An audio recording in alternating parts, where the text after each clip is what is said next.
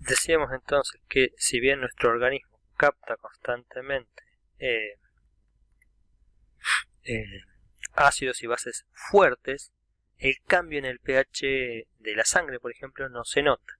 Y esto se debe a que nuestro organismo tiene la capacidad de transformar esos ácidos y bases fuertes en ácidos o bases débiles. Es decir, que va a actuar de manera tal de que puede tomar ese exceso de protones o ese exceso de álcalis a través, ya como decimos, de ácidos o bases fuertes. Eso se llaman los sistemas amortiguadores, que como vemos acá dice generalmente consiste en un ácido débil. Es decir, un ácido débil es aquel que, por ejemplo, no se disocia totalmente en protón y un compuesto, sino que lo hace en parte, ¿sí? Si tenemos, no sé, 100 moléculas de un determinado ácido débil, ¿sí? Capaz que 50 se disocian y 50 no. 50 quedan con la forma no disociada, con el protón adherido, mientras que 50 liberan el protón. Eso se lo llama ácidos débiles. Y a la inversa, una base débil es aquella que no tiene tanta, o sea que puede liberar oxidrilos o también puede tomar protones, puede retirar protones, pero puede estar en las dos formas, protonado se dice o no protonado. Entonces, con lo cual quedaría con una carga negativa.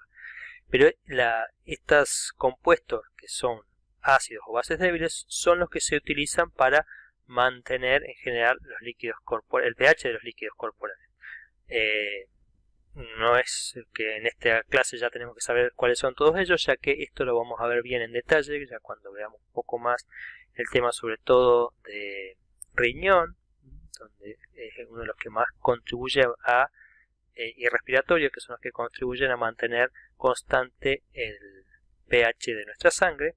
Pero sepamos que las proteínas son dentro de la célula los amortiguadores más abundantes, los más importantes, y en la sangre también.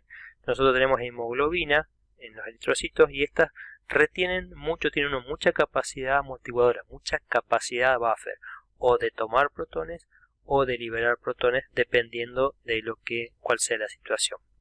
Otro sistema muy importante para regular el pH sanguíneo en la sangre es el sistema del ácido carbónico bicarbonato, que es el más abundante en el líquido extracelular, que es el que tenemos acá.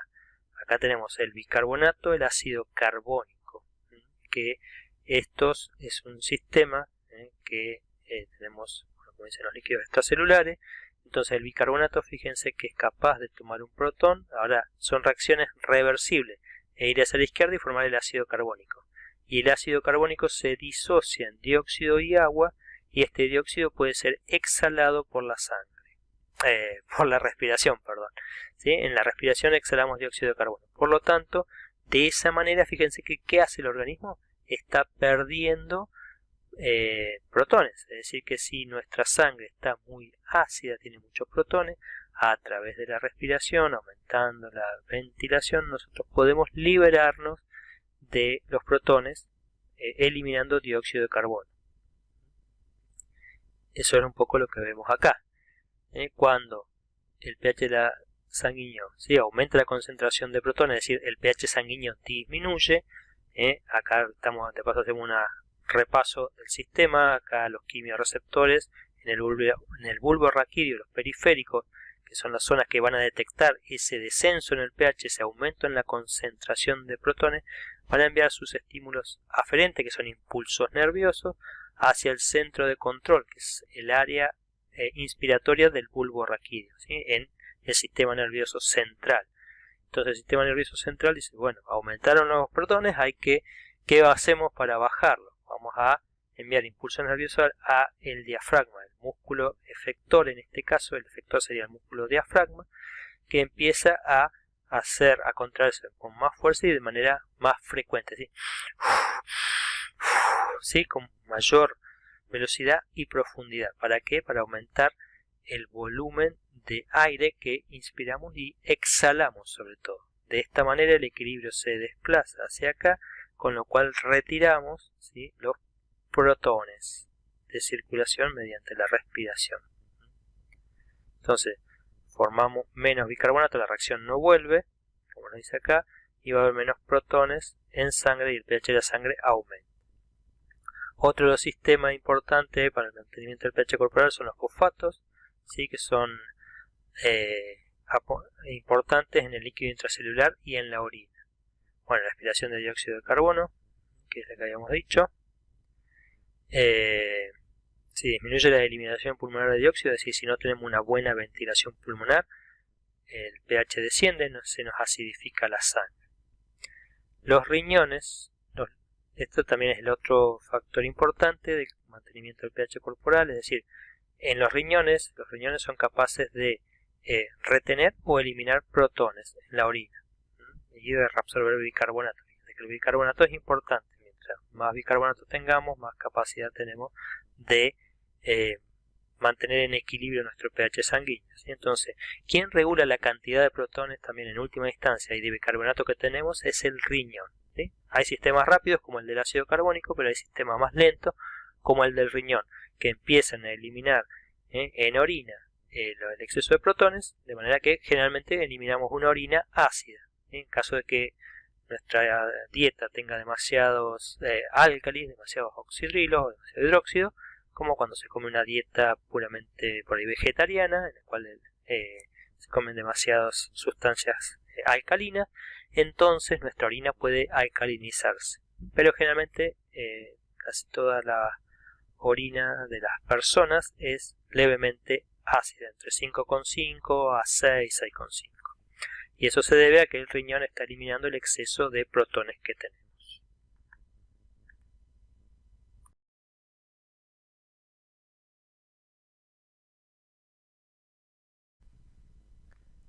Bien, entonces para ir terminando esta clase, volvemos ahora a los compuestos. Hablamos de los compuestos inorgánicos y ahora volvemos a los compuestos orgánicos. Habíamos dicho que la característica de los compuestos orgánicos es que siempre contienen carbono. Por lo general llevan hidrógeno y siempre forman enlaces covalentes. Y en general son moléculas grandes, en las que vamos a ver que para en la próxima clase, que son los hidratos de carbono, los lípidos, proteínas y ácidos nucleicos, las llamadas macromoléculas orgánicas. ¿Por qué el carbono es tan importante o tiene un papel central en los compuestos orgánicos y en los seres vivos? Forma parte de todas las moléculas biológicas. Tiene diversas propiedades que lo vuelven muy útil para generar estas moléculas orgánicas en los organismos vivos. Acá nos dice que es el átomo más liviano capaz de formar múltiples enlaces covalentes. Recordemos la regla de que el carbono forma 4 enlaces covalentes. Puede formar hasta 4 enlaces distintos. Se une mediante enlaces covalentes estables, es decir, forma enlaces en los cuales son muy fuertes. Las moléculas que tienen muchos átomos de carbono pueden asumir formas complejas. Pueden ser cadenas, es decir, lineales. Acá estamos viendo, por ejemplo, una cadena de carbonos que forma un ácido graso. También pueden asumir ramificaciones y anillos, lo cual permite generar una gran variedad de moléculas, desde anillos hasta moléculas que se ramifican, que se dividen. Entonces, que forman anillos o que forman, podríamos decir, una molécula que puede generar varias ramas. Entonces, eso permite generar el átomo de carbono. Dentro de las moléculas más simples que encontramos de carbono son los hidrocarburos, que si bien en nuestro organismo no hay, son complejos formados por carbono e hidrógeno únicamente, como si fuera esta cadena carbonada, pero directamente termina con un grupo de este tipo que se llama CH3, que es un grupo metilo. Son no polares, no forman enlaces de hidrógeno y por lo general son insolubles en agua. Como decimos, no son importantes para los seres vivos, pero son los compuestos más importantes para generar combustible, es decir, todos los combustibles están formados por una cadena carbonada de carbono e hidrógeno. Por ejemplo, acá tenemos el metano. Metano, etano, propano, butano son todas hidrocarburos. Entonces decíamos que pueden formar estructuras lineales como esta. Recordemos que el carbono siempre va a formar 4 enlaces. En este caso el carbono forma un enlace con otro carbono, este con otro carbono, o sea, dos enlaces están formados por uniones covalentes entre dos carbonos, mientras que estos enlaces, cuando acá no está representado, quiere decir que tienen hidrógeno. O sea que acá hay un C con 3 hidrógenos, este C tiene un carbono, dos hidrógenos, así todo el resto. Esta es una cadena lineal. Esta es una cadena ramificada. Fíjense que acá este C y C, pero este presenta 3 uniones carbono. Carbono, carbono, carbono. Entonces acá genera una ramificación. Y acá genera una estructura cerrada, una estructura en anillo, donde prácticamente, o sea, todos los carbonos se unen generando un círculo cerrado que se cierra generando estos anillos. Incluso acá son dos anillos fusionados. Entonces, todas las moléculas orgánicas biológicas contienen carbono, hidrógeno y oxígeno. En las proteínas además podemos encontrar azufre y nitrógeno, y en los nucleótidos y algunos lípidos vamos a tener o encontraremos nitrógeno y fósforo. El grupo fosfatos vamos a ver. Entonces, en realidad estas estructuras se llaman el esqueleto de carbono. A este esqueleto de carbono se unen hidrógenos habitualmente, pero también se pueden unir otros grupos que se los llama grupos funcionales, característicos. Estos grupos funcionales les otorgan, como dice acá, ciertas propiedades a las moléculas orgánicas. Entonces acá estamos viendo cuáles son los principales grupos funcionales que tenemos que reconocer. ¿Por qué? Porque esos grupos funcionales, o sea, se unen al esqueleto carbonado y le cambian las propiedades o le dan ciertas propiedades a la molécula. Por ejemplo, tenemos el grupo hidroxilo que ya habíamos visto, que es la cadena carbonada unida a un grupo OH. Generalmente los hidroxilos están presentes en los alcoholes, le dan un carácter polar o hidrofílico, es decir, se disuelven fácilmente en agua, ya que tiene un átomo de oxígeno que es electronegativo, entonces le genera cierta carga. Este grupo oxidrilo está presente, como decimos, en alcoholes y también en azúcares. Esto genera, cuando hay presente grupos oxidrilo, que se disuelvan fácilmente en agua. Otro grupo parecido, pero con azufre, es el sulfidrilo. Se los llama los tioles. Tienen un grupo SH. En vez de OH es un grupo SH que es polar e hidrófilo debido a este átomo de azufre electronegativo. O sea, el átomo de azufre atrae los electrones. Entonces tiene una carga negativa, mientras que este protón va a tener una carga positiva. Los aminoácidos, por ejemplo, la cisteína, hay dos aminoácidos que contienen azufre, uno de ellos, la cisteína, tiene el grupo sulfidrilo y esto le ayuda a estabilizar la estructura de las proteínas. Otro grupo presente son los carbonilos. Fíjense que el carbonilo es un carbono con un oxígeno unido mediante doble enlace. Si este grupo está presente, el grupo carbonilo, en el medio de la molécula, se lo llama cetonas. Las cetonas entonces están presentes en el medio del esqueleto carbonado, mientras que los aldehídos están presentes al final de un esqueleto carbonado, que acá ya termina. Acá tenemos RCR, sigue la cadena, en cambio acá tenemos RCH y este es una O. Entonces en este caso se los llama los aldehídos. Entonces cuando el carbonilo está presente al final de la cadena carbonada es un aldehído. Si está presente es una cetona. Estos están presentes en los azúcares, por ejemplo. O sea, el grupo oxidrilo y el grupo carbonilo están presentes en los azúcares. Otro que tenemos es el grupo carboxilo. Este es el ácido carboxílico. Fíjense que tiene un carbonilo más un oxidrilo, o sea, combinación de el tercero que estamos viendo acá con el primero. Entonces, en este caso le confiere una propiedad ácida. Se los va a encontrar siempre en los extremos de los esqueletos de carbono y, por ejemplo, todos los aminoácidos tienen un grupo carboxilo en su extremo. Y lo que tiene la propiedad que este grupo es levemente ácido porque se puede perder este protón, se dice deprotonar, con lo cual adquieren una carga negativa el grupo carboxilo. Generalmente al pH de la célula está cargado con una carga negativa, está deprotonado y esto lo hace más hidrofílico, permite disolverse más fácilmente en agua. Otro grupo que vamos a encontrar es el grupo éster. El carboxilo lo encontramos en los aminoácidos y también lo vamos a encontrar en los ácidos grasos. Por eso se lo dice ácido graso, porque tiene un grupo ácido que es el carboxilo. Después también tenemos el éster. Este grupo predomina en grasas y aceites de la dieta. Fíjense que tenemos un carbonilo y un hidroxilo que perdió su protón y fue reemplazado por otro esqueleto carbonado. Esto es muy común de verlo, entonces, como decimos, en las grasas, en los compuestos llamados triglicéridos, y en algunas moléculas como por ejemplo la aspirina. Otro grupo muy común entonces son el grupo fosfato, que está formando, fíjense, el grupo del fósforo está unido a la cadena carbonada mediante un oxígeno, tiene 4 oxígenos. Este grupo fósforo está unido a 4 oxígenos, con lo cual genera el grupo fosfato, un grupo muy frecuente que está presente en las moléculas orgánicas, sobre todo en las moléculas de ácidos nucleicos, por ejemplo el ATP, la adenosina trifosfato, tiene 3 grupos fosfato, o sea, 3 de estos PO4 con 2 cargas negativas, con lo cual es muy hidrofílico, permite solubilizarse muy bien en solventes, en el agua, o sea, en solventes acuosos.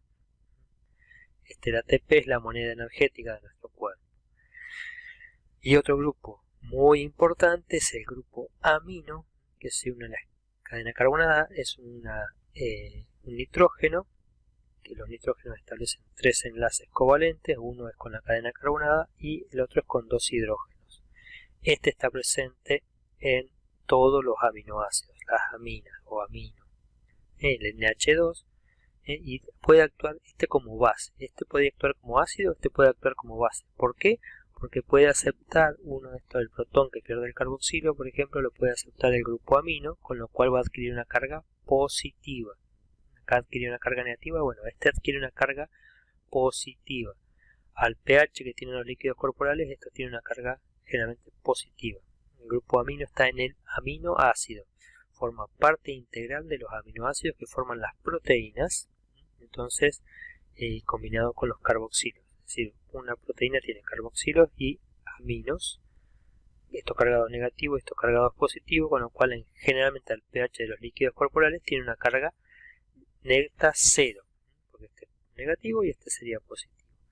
Entonces todos los aminoácidos, como decimos, tienen un grupo amino en sus extremos. Ese grupo es protonable, puede tomar protones, con lo cual le da características básicas. De base. Bien, entonces, habiendo terminado con las generalidades de los compuestos orgánicos, o sea, cuáles son la importancia del carbono y por qué tenemos, por qué tenemos compuestos orgánicos en nuestros cuerpos y ese carbono que le permite interactuar fácilmente, formar muchos enlaces covalentes, a través también de la utilización de grupos funcionales, entonces eso lleva a la formación de las moléculas orgánicas. Y las células presentan 4 tipos principales de familias de pequeñas moléculas que vienen a ser las unidades estructurales que van a generar las moléculas mayores, las macromoléculas. Entonces, esos son los azúcares, los nucleótidos, los aminoácidos y los ácidos grasos. Son las unidades estructurales para formar ¿qué? Los ácidos nucleicos, polisacáridos, proteínas y lípidos, que son los que vamos a ver entonces en la próxima clase. Así que con esto concluimos la primera clase, que se ha hecho bastante extensa, pero he querido tomarme el tiempo de tratar de explicar de manera lo más simple posible los temas más básicos para que a partir de eso ahora podamos entender lo que viene en la próxima clase, que son ya las moléculas orgánicas o las macromoléculas que forman las células. Así que con esto concluimos la clase 3 correspondiente entonces a la unidad 2 de nuestro programa.